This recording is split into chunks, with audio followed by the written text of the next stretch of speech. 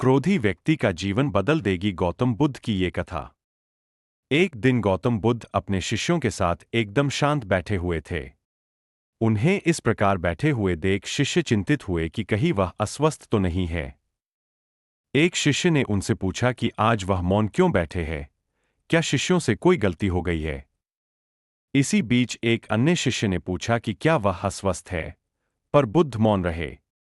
तभी कुछ दूर खड़ा व्यक्ति जोर से चिल्लाया, आज मुझे सभा में बैठने की अनुमति क्यों नहीं दी गई है? बुद्ध आंखें बंद करके ध्यान मग्न हो गए। वह व्यक्ति फिर से चिल्लाया, मुझे प्रवेश की अनुमति क्यों नहीं मिली? इसी बीच एक उदार शिष्य ने उसका पक्ष लेते हुए कहा कि उसे सभा में आने की अनुमति प्रदान की जाए। बुद्ध ने आंखें खोली और बोले, नहीं, वह अछूत है, उसे आज्ञा नहीं दी जा सकती।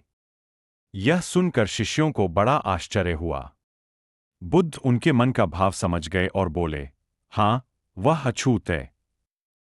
इस पर कई शिष्य बोले, हमारे आश्रम में जात-पात का कोई भेद ही नहीं, फिर वह अछूत कैसे हो गया? तब बुद्ध ने समझाया, आज वो क्रोधित होकर आया है। क्रोध से जीवन की एकाग्रता भंग होती है। क्रोधी व्यक्ति प्रायः मानसिक हिंसा कर बैठता है, इसलिए जब तक वो क्रोध में रहता है तब तक अछूत होता है। इसलिए उसे कुछ समय एकांत में खड़े रहना चाहिए।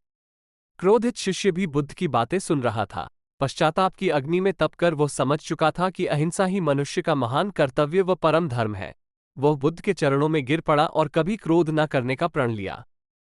शिक्षा। आशय यह है कि क्रोध के कारण व्यक्ति अनर्थ कर बैठता है और पश्चाताप उसे बाद में होता है, जिसका कोई लाभ नहीं मिलता। इसलिए हमें क्रोध नहीं करना चाहिए।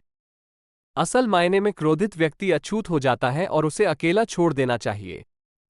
क्रोध करने से तन, मन और धन तीनों की हानि होती है। क्रोध से ज्यादा हानिकारक कोई और वस्तु नहीं है।